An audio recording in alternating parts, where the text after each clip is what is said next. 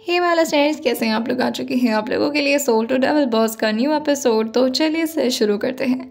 अब तक की कहानी में आप लोगों ने सुन लिया था कि इस वक्त श्रीजल जो कि काउच पर बैठी हुई लिली से कुछ बातें कर रही थी, वो कुछ अपने बारे में बताती है तो वहीं कुछ लिली भी अपने बारे में शेयर करती है। इसी तरह से थोड़ी बहुत बातें चलती हैं।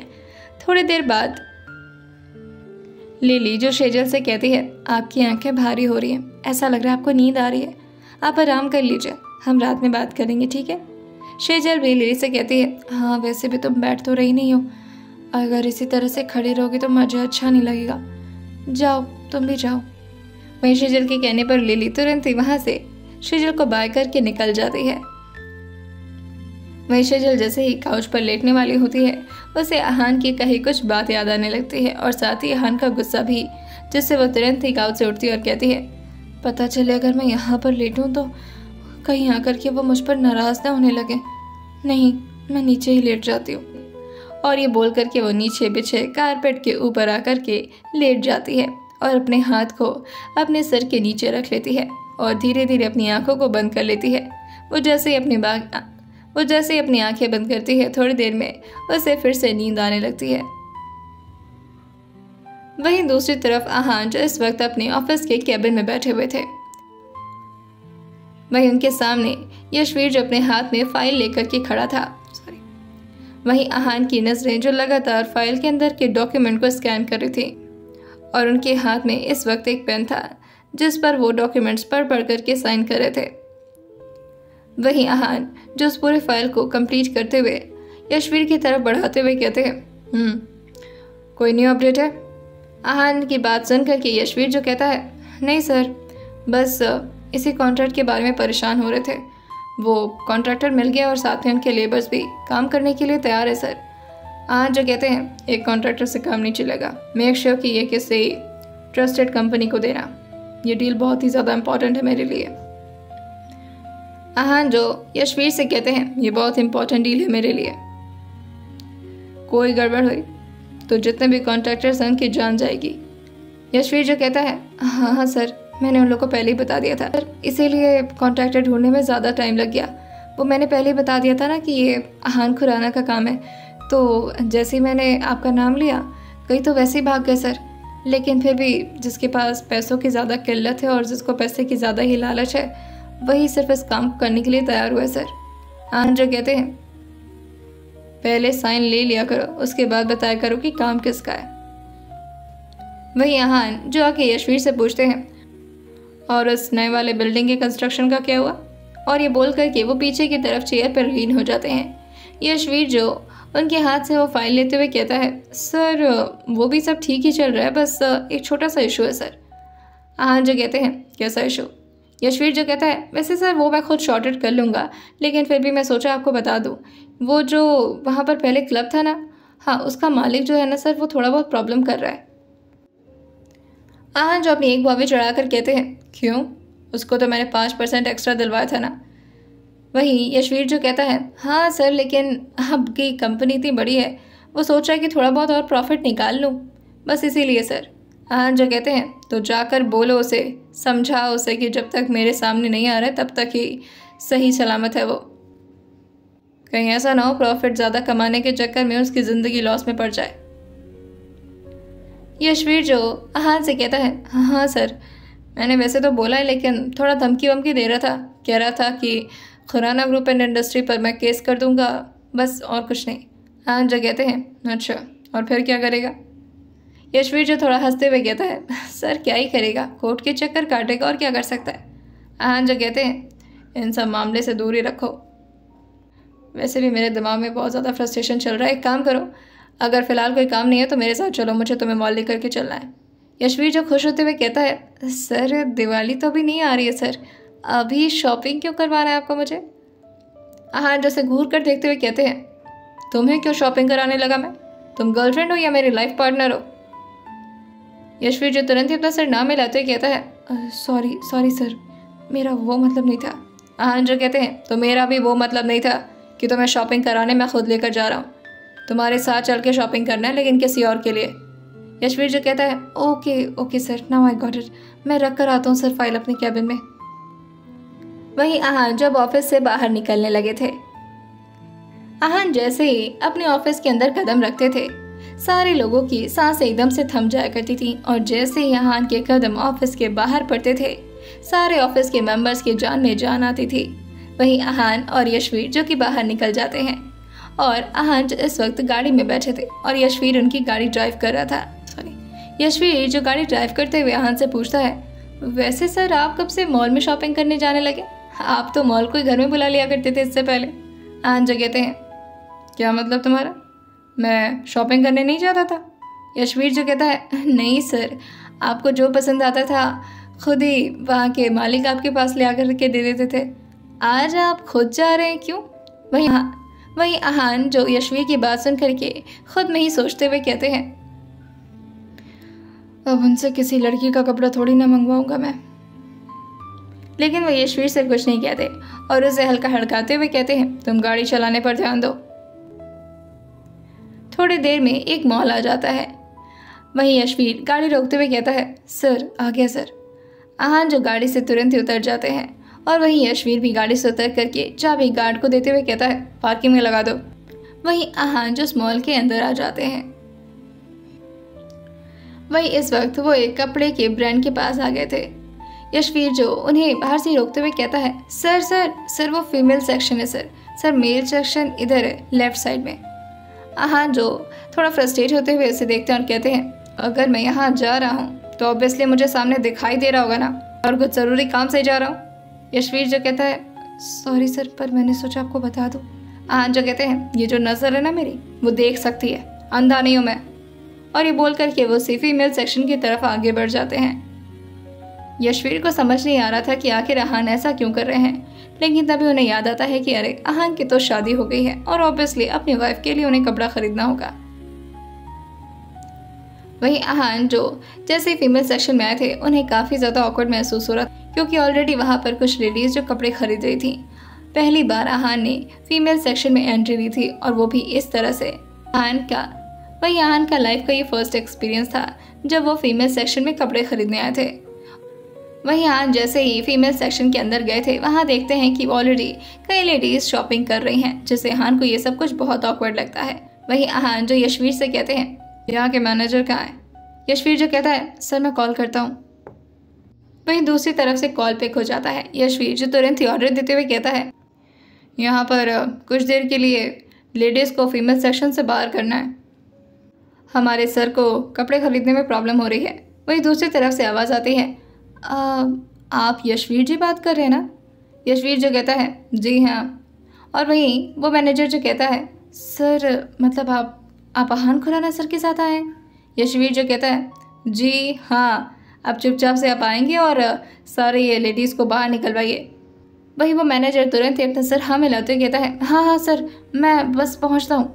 और ये बोल करके वो लगभग दौड़ते हुए 1 से 2 मिनट में आहान खुराना के सामने आ चुका था। वो हाँफते हुए कहता है, सर आपको यहाँ आने की क्या ज़रूरत थी?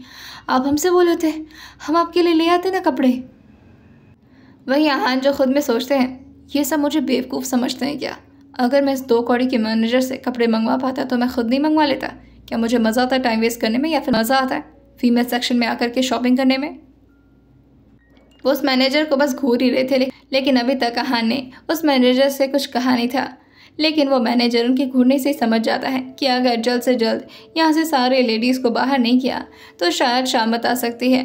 वो तुरंत ही अनाउंस करते हुए कहता है, all my dear ladies, give us 10 minutes only, we have some emergency,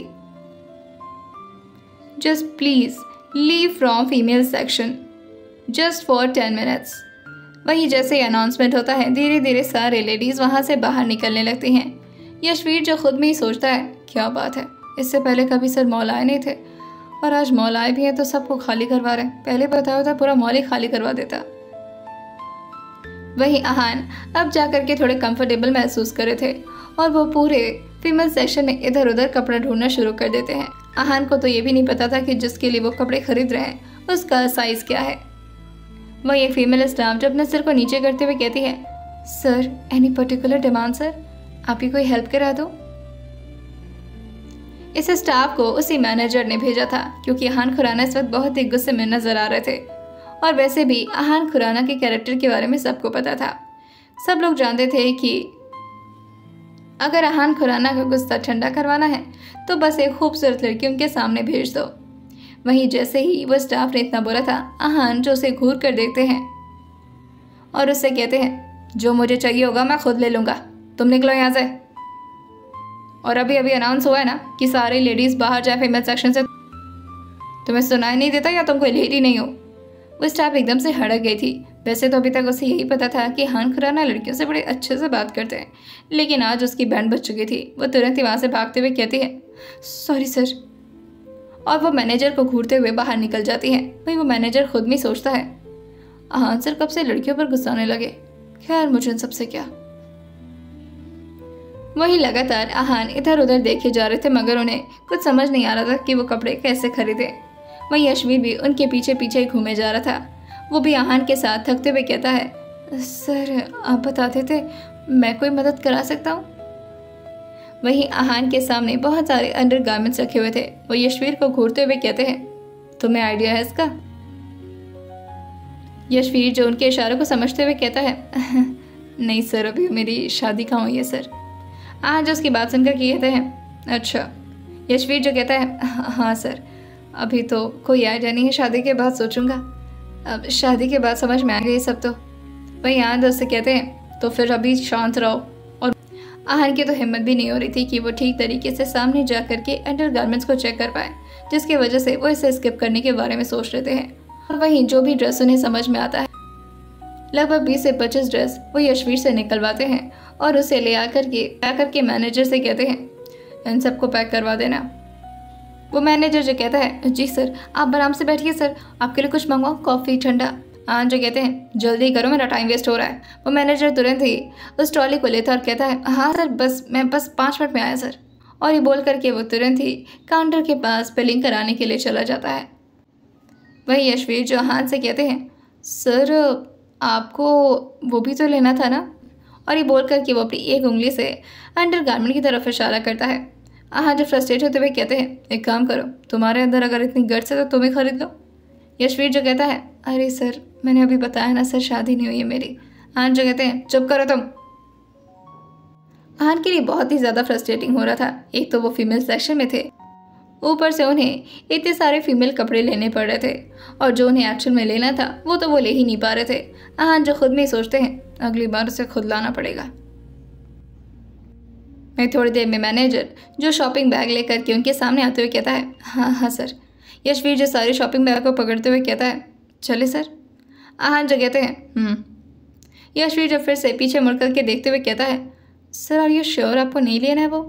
Ahaan जो एक बार बस उसे घूर कर देखते हैं और एकदम से शांत होकर के अपने स्पीड को थोड़ा रोकता है और अहान के पीछे पीछे चलने लगता है। वहीं लगभग अब रात के 7:30 बज चुके थे। वहीं शेजल की भी नींद अब टूट चुकी थी और वो बस बालकनी में आकर के खड़ी हो गई थी। वहीं शेजल जो कि इस वक्त बालकनी में खड़ी ठंडी ठंडी हवा को अपने चेहरे पर महसूस कर रही, उसके बालकनी के ठीक नीचे बड़ा सा स्विमिंग पूल था, जिसे देखकर शेजल कहती है, ये कितना बढ़िया घर है, ऐसे तो सिर्फ मूवीज में हुआ करता था। भगवान ने मुझे इतने अच्छे घर में रहने का मौका दिया, थैंक यू भगवान जी। वहीं तभी उसके डोर का दरवाजा अनलॉक होता है। शेजल पीछे की तरफ मुड़ करके देखती है तो रिया जो अपने हाथ में बाउल लेकर के शेजल की तरफ ही कुछ लेकर के आ रही थी। शेजल जो उस बाउल को देखती है और फिर रिया जो ठीक शेजल के सामने आकर के उसके सामने बॉल करते हुए कहती है, मैम इसे टेस्ट करिए। शेजल जो कहती है, क्या है ये? वहीं रिया जो उससे कहती है, मैम हाँ ये कुकीज़ है, बस मुझे बहुत टाइम से बनाने का मन कर रहा था तो मैंने सोचा क्यों ना ट्राई कर लो। शेजल जो कहती है, वाओ तुम्हें ये सब भी बनाने आता है, मुझे भी ज़रूर सिखाना। हाँ। रिया जो कहती है, अरे पहले आप टेस्ट तो करिए कैसा लग रहा है। शेजल जो उसका एक बाइट लेते हुए टेस्ट करती है और कहती है, बहुत अच्छा है। रिया जो कहती है, मजाक तो नहीं कर रही आप? शेजल जो कहती है, अरे नहीं नहीं सच में एकदम मार्केट जैसा लग रहा है। रिया जो थोड़ा खुश होते हुए कहती है, चलो मेरा बनाना सफल हो गया मतलब। शेजल जो कहती है, क्या मतलब? वहीं रिया जो कहती है, अब मुझे नई नई फ्रेंड मिली थी तो मैंने सोचा कि हम लोग रात में सेलिब्रेट करेंगे। जब आप हमारे साथ अंताक्षरी खेलेंगे तो खाने के लिए कुछ स्नैक्स भी चाहिए होगा ना, तो मैंने सोचा ये कुकीज़ ही बना लो। शेजल जो खुश होते हुए कहती है, ओह वाह, रात में हम लोग पार्टी कर रहे हैं क्या? रिया जो कहती है, और नहीं तो क्या, अब आप हमारे पास आएंगी तो आपको ऐसे खाली पेट तो नहीं सुलाएंगे ना। अब आप रात में हमारे रूम में आएंगी तो फिर आपको ऐसे खाली खाली तो नहीं रख सकते, कुछ ना कुछ तो सर्व करना पड़ेगा ना।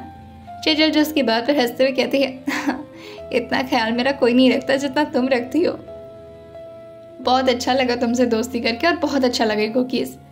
वही रिया जो पूरे बाउल को उसको पकड़ाते हुए कहती है, तो फिर ठीक है, आप जल्दी जल्दी से फिनिश कर लो, तब तक मैं जाकर के कुछ और स्नैक्स बनाने की तैयारी करती हूँ। अच्छा वैसे आपको पास्ता पसंद है क्या? शेजल जो कहती है, वाह बहुत अच्छा लगता है, लेकिन सच कहूँ तो मैंने कभी ठीक से खाया नहीं है। रिया जो कहती है, आपने पास्ता नहीं खाया? वो तो बहुत कॉमन चीज़ होता है। शेजल जो कहती है, हाँ होता तो है, लेकिन जब भी मैं बनाती थी ना तो मेरे लिए बचता ही नहीं था। वो मेरी बहन थी ना, उसे बहुत ज़्यादा पसंद था। रिया जो हंसते हुए कहती है, क्यों, खाने में भैंस थी क्या वो जो आपके लिए नहीं छोड़ती थी? शेजल जो रिया से कहती है, अरे ऐसे नहीं बोलते, वो बड़ी बहन थी मेरी। बड़ी बहनों के बारे में इस तरह बातें नहीं करते।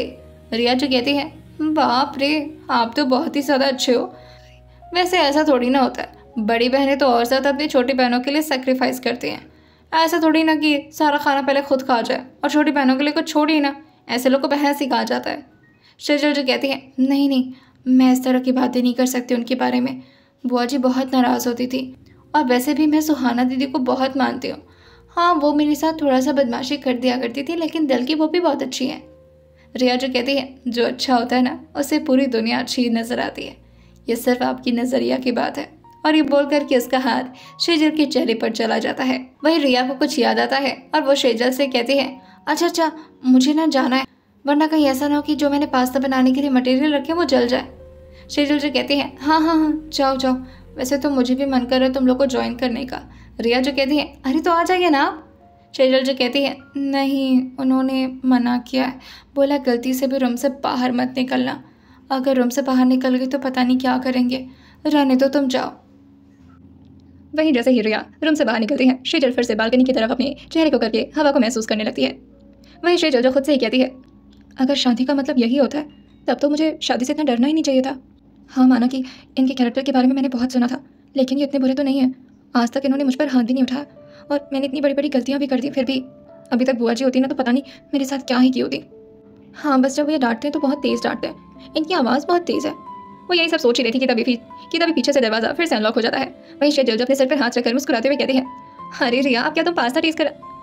वहीं ये सोचते हुए जैसे ही वो पीछे की तरफ टर्न लेती है, उसके आगे के सारे शब्द उसके मुंह के अंदर ही रह जाते हैं और उसकी आंखें तुरंत ही नीचे की तरफ झुक जाती हैं। ये मौसम जो अभी तक उसे काफ़ी सुहाना और अच्छा लगा था, अचानक से वो उसे डराने लगा था। आहान के पीछे पीछे यशवीर भी दरवाज़ा खोलते हुए सारे शॉपिंग बैग को अंदर ले आता है और आहान से पूछता है, सर ये कहाँ रखना है? आहान जो लगातार घूर करके इस वक्त शेजल को ही देखे जा रहे थे, वो भी न जाने क्यों। शेजल जो अपने हाथों को आगे किए हुए अपने सर को नीचे झुकाए हुए इनके सामने खड़ी हो जाती है। इस वक्त आहान और शेजल में काफ़ी दूरी थी, क्योंकि आहान जो कि रूम के अंदर थे, वहीं शेजल जो बालकनी के पास।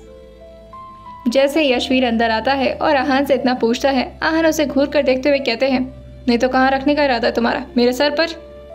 यशवीर जो तुरंत ही सारे शॉपिंग बैग्स को काउच पर रखते हुए कहता है, नहीं सर। और यशवीर भी उनके ठीक पीछे खड़ा हो जाता है। वहीं आहान जो सामने के काउच पर जाकर के बैठते हैं और उसे अपने पास बुलाते हैं, इधर आना ज़रा तुम। शेजल को लगता है कि शायद अब उसकी फिर से वॉट लगने वाली है। वो धीरे धीरे कदमों से आगे बढ़ने लगती है। यशवीर को भी समझ आ चुका था कि इस वक्त आहान की टोन कितनी ज़्यादा स्ट्रिक्ट है। इसका मतलब ज़रूर आहान बहुत ही ज़्यादा नाराज़ होने वाले हैं।